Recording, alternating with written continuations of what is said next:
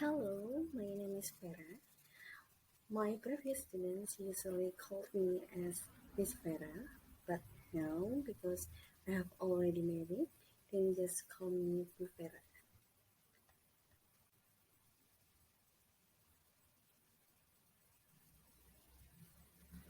So I have a bachelor degree at English Education Department from Smart University.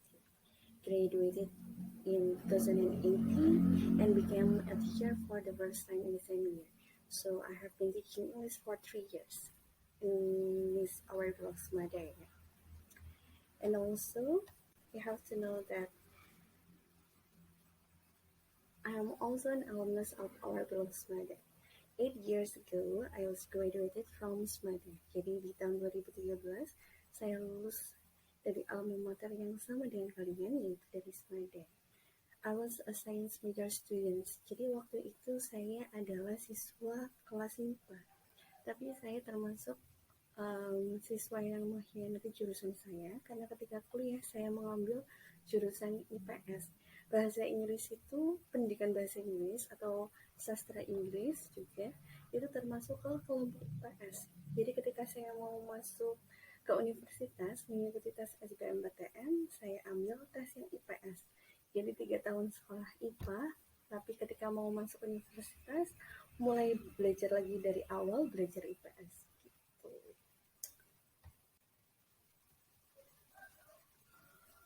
Nah, karena ini pertemuan pertama, jadi saya bermaksud untuk memberi motivasi ya.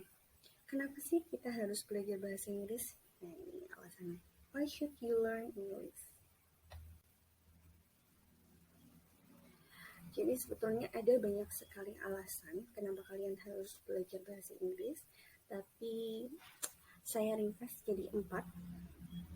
Di antaranya yang pertama, most commonly spoken language of the world. Jadi seperti yang kalian tahu ya, bahasa Inggris adalah bahasa yang digunakan di dunia. Nah, sebetulnya tidak hanya di negara yang menggunakan bahasa pokoknya adalah bahasa Inggris. Contohnya, kalau kalian traveling ke Malaysia, itu kalau di Kuala Lumpur, bahasa keseharian yang sering dipakai justru malah bahasa Inggris, bukan bahasa Melayu. Jadi bahasa Inggris itu tidak hanya dipakai oleh negara-negara yang mother tongue-nya adalah bahasa Inggris, tapi juga beberapa negara terbiasa menggunakan bahasa Inggris bukan menggunakan bahasa dari negara tersebut malah gitu. Jadi memudahkan kalian kalau pengen traveling, cukup belajar bahasa Inggris saja. Gitu. Next, increases the chances of getting a good paying job. Gini, jadi dengan menggunakan bahasa Inggris bisa meningkatkan peluang kalian untuk mendapatkan pekerjaan yang memiliki gaji bagus. Saya beri contoh kisah teman saya. Jadi ada teman saya dari jurusan Prodi Pendidikan Bahasa Inggris. Ketika lulus tidak menjadi guru bahasa Inggris, namun bekerja dalam suatu perusahaan multinasional di perusahaan games. Jadi kantornya di Jogja, tapi itu merupakan kantor cabang. Jadi pemilik perusahaannya atau perusahaan intinya itu ada di luar negeri. Saya kurang tahu di mana. Beliau ini adalah teman yang cukup dekat dengan saya ketika kuliah. Nah, padahal jurusannya pendidikan bahasa Inggris. Oh ya, perlu kalian tahu, jurusan pendidikan itu biasanya sedikit kesulitan apabila melamar pekerjaan di perusahaan gitu. Jadi kayak kita tuh cocoknya emang di sekolah gitu. Tapi ternyata dengan menggunakan bahasa Inggris, teman saya ini bisa masuk ke perusahaan game. Dia memang suka banget main game. Nah, bagaimana bisa? Ternyata alurnya seperti ini. Dia menggunakan kemampuan bahasa Inggrisnya. Untuk masuk ke perusahaan tersebut, beliau ini butuh melalui tes wawancara. Wawancaranya online dengan yang kita katakan bule ya.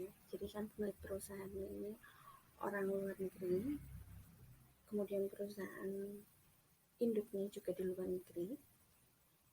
kemudian dia mendaftarnya lewat Skype, jadi wawancara menggunakan Skype. Nah, di situ wawancaranya full English. Nah, disinilah kunci kenapa dia bisa masuk ke perusahaan tersebut. Nah, itu contohnya. Contoh lainnya, ketika kalian mau masuk perusahaan, bukan perusahaan, tapi misalnya bank. Nah, teman saya ada yang mau masuk ke bank, waktu itu dia daftar di bank, oh nggak bisa sebut namanya, di bank, kemudian dia membutuhkan, untuk mendaftar ke bank tersebut, dia membutuhkan sertifikat TOEFL. Apa itu TOEFL? Nah, kalian bisa cari di Google kalau yang belum tahu. Itu adalah salah satu tes bahasa Inggris. Next, language of media industry and language of the internet. Nah, kalau ini sepertinya tidak perlu penjelasan panjang ya, karena sekarang kalian melihat di televisi, lihat di internet, di komputer, semuanya instruksinya adalah menggunakan bahasa Inggris. Jadi penting banget kalian belajar bahasa Inggris. Next, to understand films and songs in English. Nah, ini berkaitan dengan hobi ya. Kalau di usia kalian, ini biasanya hobinya adalah nonton film dan mendengarkan musik. Nah, biasanya biar update gitu, kelihatan keren, kalian biasanya nontonin film-film yang menggunakan bahasa Inggris, juga mendengarkan lagu-lagu dengan menggunakan bahasa Inggris. Biar tambah keren lagi, lebih baik kalian kalau bisa memahami film atau memahami lagu itu tanpa menggunakan subtitle atau lirik yang sudah ditranslate. Kalau kita tahu bahasa Inggris, kita sudah menguasai bahasa Inggris, kan gampang ya. Begitu mendengarkan, langsung tahu artinya. Jadi, gitu. Next. Ya, lanjutan, ini tentang class rules. Jadi, di kelas saya, di kelas, kalau untuk kelas 12 itu kelas bahasa Inggris, dan kelas 11 itu bahasa dan sastra Inggris, saya punya peraturan. Di antaranya, the first, be on time and be prepared. Be on time. Perlu kalian ketahui, kalau kalian nanti tanya ke kakak kelas, biasanya setiap awal pelajaran, saya menggunakan absensi dengan cara yang berbeda-beda. Mengecek kedatangan dengan cara yang berbeda-beda. Biasanya dikabarkan lewat grup WA. Ada yang tiba-tiba saya minta kalian selfie, ada yang tiba-tiba kalian diminta untuk rekaman tentang sesuatu yang saya minta. Nah, itu tujuannya untuk memastikan bahwa kalian itu betul-betul masuk di jam pelajaran saya dan sesuai dengan waktunya. Karena kasus online, belajar online biasanya siswa tidak masuk di jam yang sesuai jadwal atau malah tidak masuk, tapi hanya masuk ke LMS kemudian absen. Nah, saya nggak mau kayak gitu. Saya harus memastikan siswa saya betul-betul masuk seperti sekolah biasa. Jadi itu harus be on time. Kalau di jam saya, jangan lupa langsung buka grup WA dulu. Kemudian ikuti instruksi saya. Gitu. And be prepared, nah itu. Jadi harus siap. Biasakan kalau sebelum masuk kelas itu mandi dulu, bersiap yang rapi. Nah, karena saya kadang punya kejutan-kejutan buat kalian itu tadi yang seperti yang saya jelaskan. Next, participate actively, follow teacher's instructions. Ya, ini pasti. Participate actively, karena ini kegiatannya adalah daring. Jadi, bagaimana cara participate-nya? Yaitu follow teacher's instruction. Ikuti semua perintah saya, baik itu untuk mengerjakan tugas, mengerjakan kuis, atau berdiskusi. Pokoknya selalu aktif melakukan apa yang saya minta, gitu ya. Give your best when doing quizzes. Nah, kalau di kelas saya, setiap bab, anaknya ngomongnya bab ya, setiap bab, atau nanti di sana saya tulisnya KD, kompetensi dasar. Nah, itu biasanya saya berikan kuis. Kuis ini biasanya saya ambil nilai untuk pengganti ulangan. Jadi kuis ini bisa kita bilang ulangannya bahasa Inggris gitu. Kuis. Nah, gak cuma kuis, kuisnya biasanya bentuknya adalah reading task. Ada kuis bentuk lainnya yang bentuknya essay, karena mengikuti dari KD-nya, KD itu kompetensi dasar permintaan dari pemerintah. Kompetensi dasar yang kalian capai itu apa? Apakah hanya sampai reading, atau harus sampai writing, atau bahkan speaking? Jadi kalau misalnya nanti di kompetensi dasar tertulis misalnya, menyusun teks transaksional lisan dan tulis. Nah, kalau KD keterampilannya bunyinya seperti itu, maka nanti tes akhirnya bentuknya ada dari kan lisan dan tulis. Tes teks transaksional lisan dan tulis. Berarti ada yang bentuknya tertulis, kemudian dilisankan gitu, sampai speaking, writing dan speaking. Kalau reading, membaca itu pasti ada setiap KD atau setiap bab itu pasti ada tes writing. Jadi setiap tugas itu ada nilainya. Jadi tolong dikerjakan. Jangan sampai kalian termasuk sebagai siswa yang terpanggil bermasalah. Jangan sampai ya. Next, take notes ya. Jadi tipe belajar di kelas bahasa Inggris saya itu biasanya gini. Biasanya saya menggunakan approach namanya scientific approach. Scientific approach itu apa sih? Itu pendekatan yang dipakai, pendekatan pembelajaran yang dipakai untuk agar siswa supaya lebih aktif mencari pengetahuan sendiri. Jadi kayak saya membuat kalian bertanya-tanya dulu, mencari sendiri, baru nanti saya membuat penjelasan.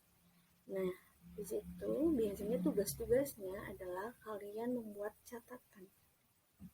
Memastikan kalian betul-betul mengikuti perintah saya, yaitu dengan membuat catatan. Entah itu cuma menonton video, kemudian kalian membuat rangkuman, dan rangkumannya ini tidak diketik, tapi ditulis tangan. Nah, kalau pengalaman dari kakak-kakak kelas kalian yang luar biasa itu, tulisan tangannya kalau ini cenderung ke perempuan, biasanya yang dibuat cantik. Nah, itu ya. Saya harap besok juga kalian meniru contoh baik tersebut ya.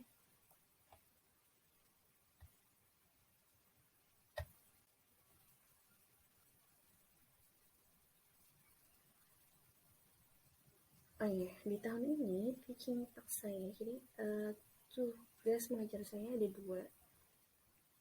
Yang pertama adalah mengajar English Literature, sastra Inggris, bahasa dan sastra Inggris, tapi saya biasanya singkat aja sastra Inggris atau sasing untuk kelas 11, dan juga bahasa Inggris untuk kelas 12, English for grade 12. Saya telah mengupload semua KD atau kompetensi dasar di LMS kalian untuk semester ini. Apa sih KD? Dari tadi ngomongin KD sama kompetensi dasar. Kalau kalian di buku biasanya dijelaskan namanya bab. Kalau dalam buku guru namanya KD, kompetensi dasar. Itulah dasar guru untuk mengajarnya.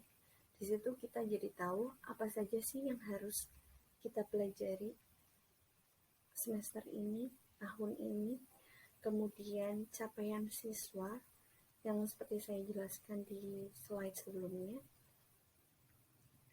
Apakah sampai tes siswa itu harus bisa mengerjakan materi tersebut dalam bentuk sampai tahap reading saja, atau sampai writing, atau mungkin speaking. Nah, itu dasarnya. Tapi ini sekali lagi adalah dasar.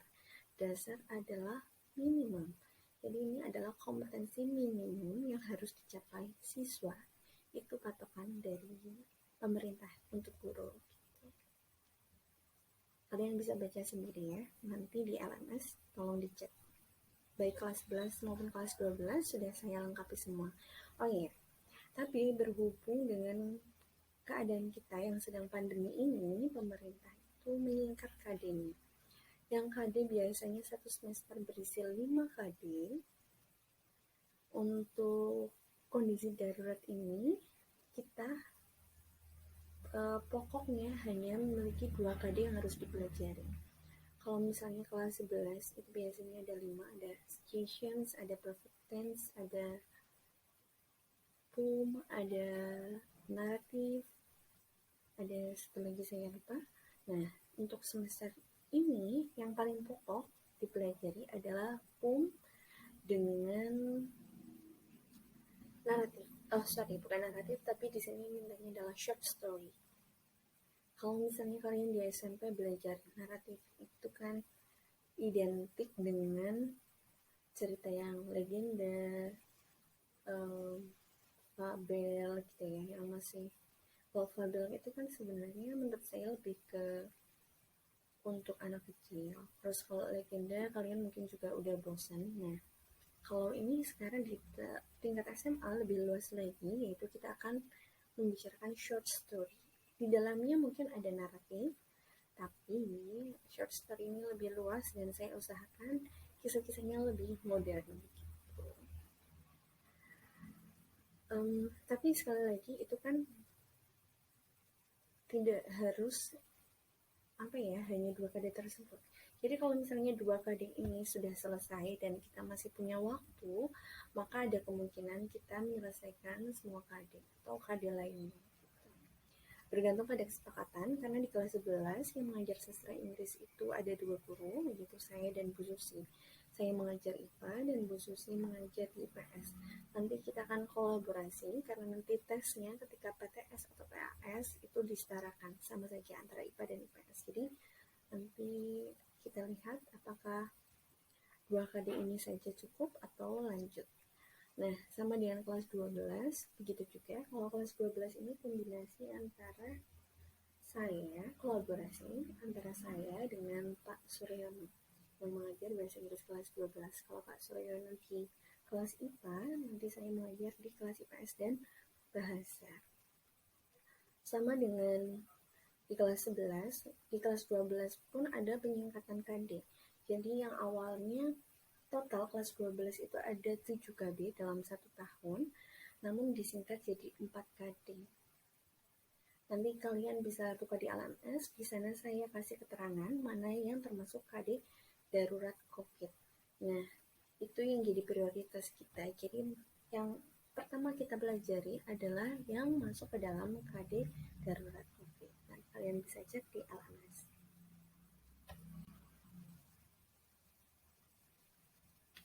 Nah, yang terakhir, kalau dalam bahasa Indonesia itu ada istilah tak kenal maka tak sayang. Nah, karena saya sudah memperkenalkan diri ke kalian, kalian sudah mengenal saya, maka kalian harus mengenalkan diri ke saya biar sama-sama saling kenal. Maka tumbuhlah rasa sayang gitu katanya. Introduce yourself. Please write a descriptive text about yourself. Tell me about your full name, nickname, address, your dream, your hobbies, and many more about you. Jadi bebas. Yang penting ada nama lengkap, nama panggilan, alamat, your dream, itu cita-cita, your hobbies, and many more about you. Many more about you-nya itu bebas, boleh cerita tentang keunikan kalian juga boleh. Please keep your new selfie in the description. Jadi seperti contoh gambar yang di slide ini, di atasnya tolong kalian kasih foto selfie news terbaru ya. Soalnya kalau selfie-nya itu pas SMP kan sekarang wajahnya udah beda. Foto tahun lalu aja udah berbeda. Jadi yang terbaru. Upload it in PDF form. Jadi kalian membuat teks deskriptif tentang kalian sendiri, terus menambahkan foto, kemudian dokumennya diubah. Oh ya, ini diketik ya. Kemudian dokumennya diubah menjadi PDF, kemudian diupload di LMS. Sudah saya sediakan tempat untuk kalian upload description tentang kalian gitu ya. Ya, sepertinya sudah selesai. Thank you. Jadi sekian untuk hari ini tentang hari perkenalan kita. Ditunggu deskriptif teksnya. I think that's all from me. Thank you so much. Bye.